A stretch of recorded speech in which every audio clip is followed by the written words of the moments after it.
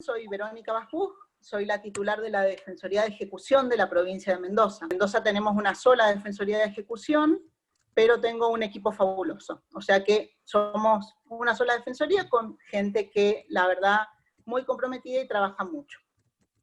Al ser la única Defensoría, por supuesto que tenemos una cantidad muy alta de condenados a cargo, o sea, cuya defensa durante la ejecución de su pena nos corresponde. Cuando empezó a hablarse de la circulación del virus y hasta la declaración de pandemia, las preocupaciones que traemos desde siempre, las históricas como el hacinamiento, la falta de higiene en los penales de la región, más allá de los esfuerzos que se hacen y se reconocen para tratar de contener esto, nos pasó algo que era que no estábamos preparados claramente para esto, supongo que, y no estábamos preparados nosotros ni la mayoría de los operadores. Frente a esto, la primera alarma fue, bueno, ¿qué hacemos con las personas más vulnerables dentro de los grupos vulnerables?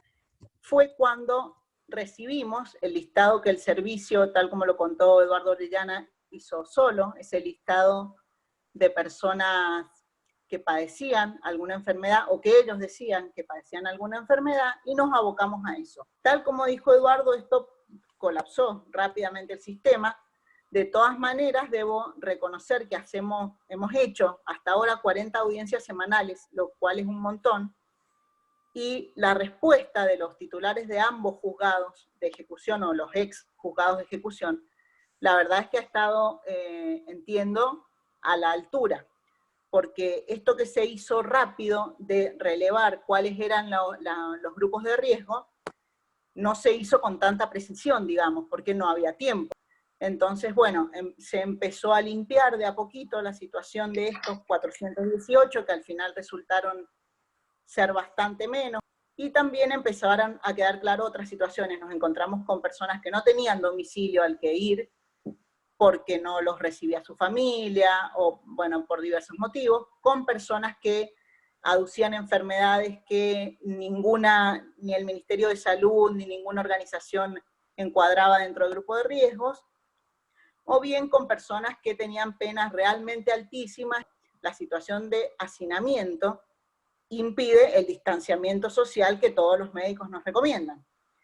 Y obviamente la cantidad de camas no es lo mismo que cantidad de plazas en un penal. Por tanto, tampoco, podemos introducir más camas en un penal y no por eso tenemos lugar para más personas. O sea, solo van a estar más amontonados. No sé si se entiende la idea, pero la cuestión es que lo que necesitamos es urgentemente descomprimir el hacinamiento. Empezamos a pensar en algunas otras soluciones para las penas cortas. En primera instancia planteamos junto con el procurador de las personas privadas de libertad un habeas corpus colectivo a favor de quienes tenían salidas transitorias semanales, que son personas muy avanzadas en el régimen progresivo de la pena, que salían todas las semanas a su domicilio, inclusive algunos hasta 48 horas, y ese grupo quedó con dispensa de volver al penal.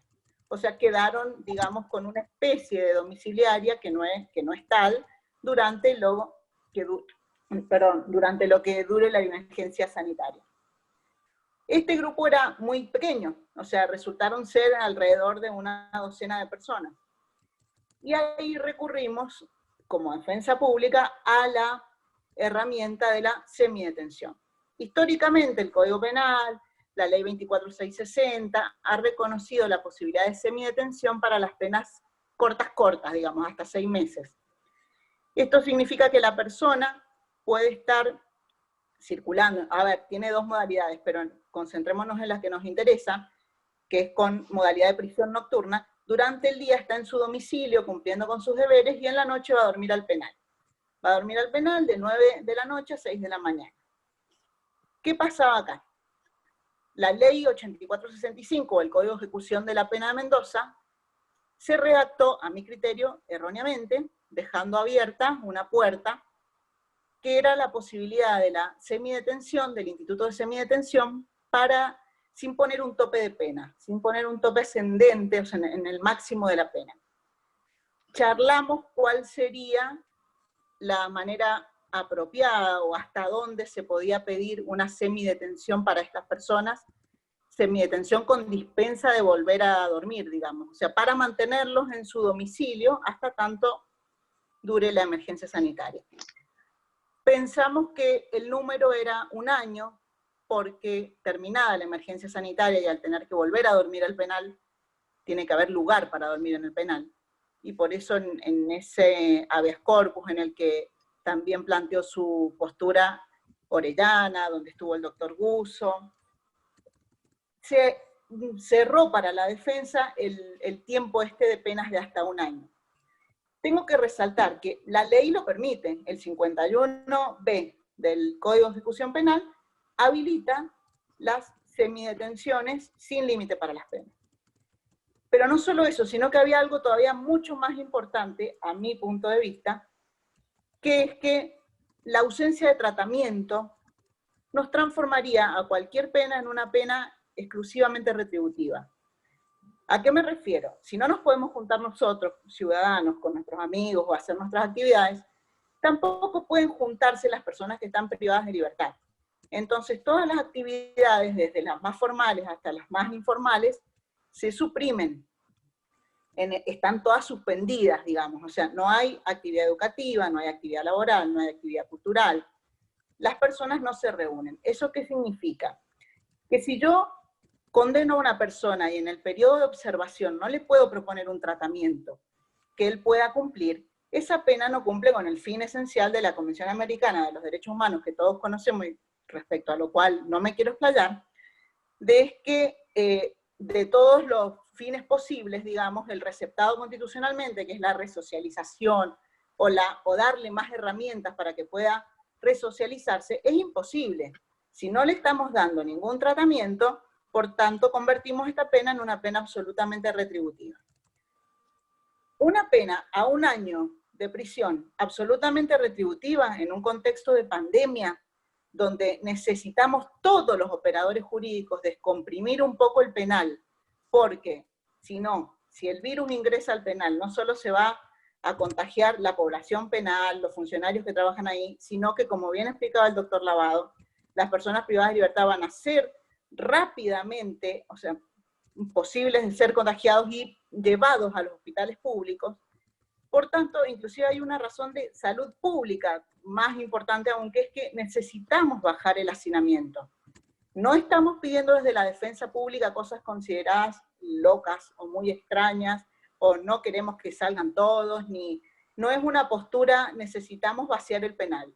Lo que necesitamos es que razonablemente las penas aquellas que quedan sin un fin legítimo, por ejemplo, aquellas en las cuales no les puedo brindar un tratamiento, por imposibilidad, claramente no es culpa del servicio, porque no podemos juntarnos, ni en libertad ni quienes están privados de su libertad. A esas penas cortas tenemos que darles otra posibilidad, que es la posibilidad de transitarlas en su domicilio. Esto no nos garantiza que la persona no se vaya a contagiar, pero sí nos garantiza que vaya disminuyendo el hacinamiento que hay dentro del penal y cuide a toda la población penitenciaria. Y que me parece importante que se ponga en la mesa a discutir, que también lo dijo en este caso Orellana, es que para esto necesitamos que todos los actores se comprometan, y un actor fundamental es el OTC. Necesitamos que el organismo técnico criminológico haga los dictámenes. De esa manera puede dictaminar razonablemente el fiscal, podemos argumentar nosotros como defensa y puede el juez decidir. En el último tiempo, yo la verdad desconozco las razones, se ha frenado muchísimo la cantidad de dictámenes remitidos por el OTC, entonces esto ha trabado todo esto. Como operadores, creo que nuestro deber es concentrarnos en aquellos casos en que el riesgo es muchísimo menor para la sociedad y es una excelente manera de descomprimir, bajar el hacinamiento y permitir que las dos medidas esenciales, que son la buena higiene y la distancia social para evitar el contagio, se puedan llevar a cabo en los penales de nuestra provincia. Bueno, y esa es nuestra experiencia hasta el momento.